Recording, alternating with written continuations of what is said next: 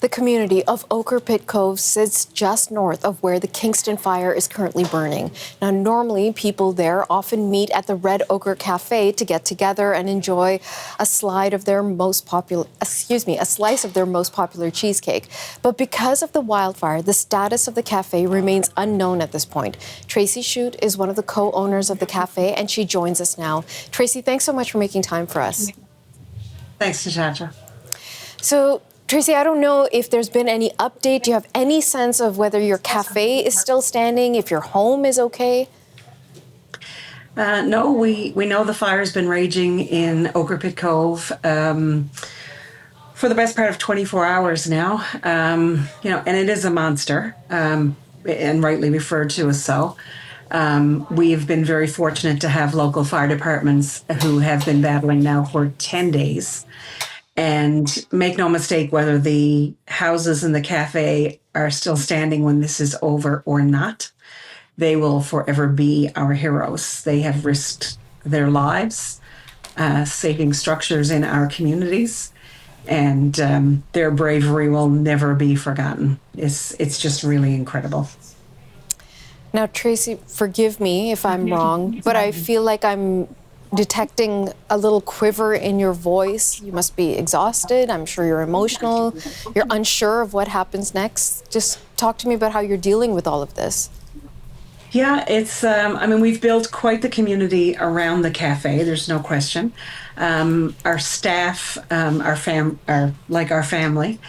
We have a nightly FaceTime to check in on everybody and see how everyone is doing. And there's that concern as an employer in the community.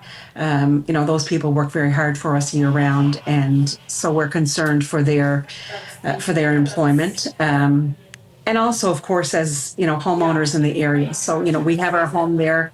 My partner Ray, his mother's home is next to us. His son Matthew and daughter-in-law Becky, their home is just down the road from us. A couple of our employees live within a stone's throw of the cafe. It's really devastating to think about the destruction and the loss. Now, thankfully, all of our workers are out safely. Some are at the evacuation center, others are with family or friends, but they are all safe. But yes, everyone is exhausted and stressed.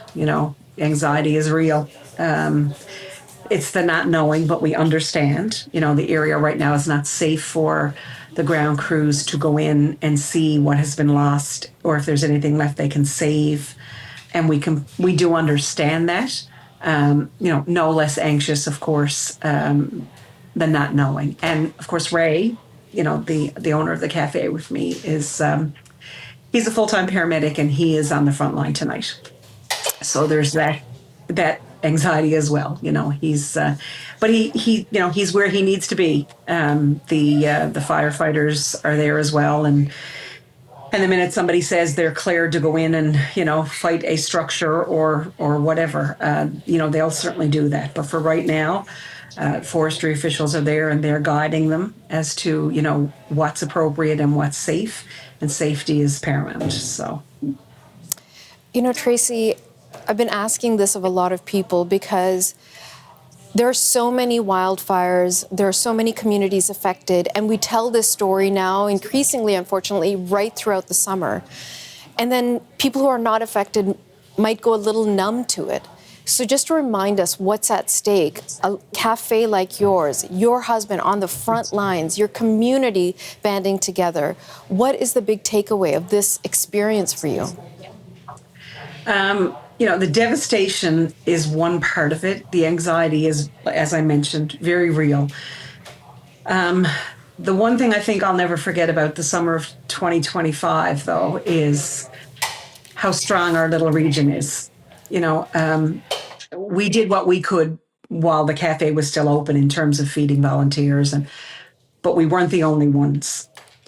And since we've been evacuated on Thursday, other local businesses like the Mess Tent and Sliceburg Pizza and the Bacaloo Lions Club and many others. I shouldn't be naming names because there's so many others. And I think everybody has given what they can, and that's so important. Some people can afford to give, thousands of dollars worth of resources. Some people can afford a case of water, and everybody has done that. So the strength of the people in our region, who have helped with meal preparation by providing supplies to the restaurants, or with, yesterday somebody mentioned that, there was soft drinks needed, and one call to one of our local union reps, and Ray had, 30 cases of pop donated. So there's so many little things happening behind the scenes, like the Avalon North Wolverines, that's our local search and rescue team. They've helped people evacuate their homes. They've gone door to door to make sure that people are out and that they got the message about the evacuation. So it has been such a community effort. Government officials, of course, have been part of the response, but the local people on the ground and their caring nature for each other and looking after one another and checking on each other. I mean, we've had so many messages from people who were either customers at the cafe or neighbors or friends of neighbors that have said, just want to let you know we're thinking about you, or we want to see, how are your staff doing? I had a lady from St. John's who's one of our regular cold plate customers who messaged yesterday to offer us a room if we were in the city. And we only know her through her ordering from the cafe. So there's a lot of really, really, really good things that we can have, heart full of gratitude for. And that helps ease the burden of all the stress just a tiny bit. But we are so grateful for, and again, I can't stress enough, for our local heroes on the various volunteer fire departments on the North Shore and all of the other volunteer fire departments from all over the Avalon Peninsula and beyond who've joined them on a regular basis to help save what they could in our communities. We don't know what the end result of that will be, but it won't be for their lack of trying. That is for certain. Tracey Shute, I hope your cafe, your home, your husband, everything safe and sound, and that you get to go back home very soon. Thank you so much for your time. Thank you, Natasha, for your interest in this story and for helping us get the safety messages out over the course of the last 10 days. Absolutely. Take care of yourself. Thank you.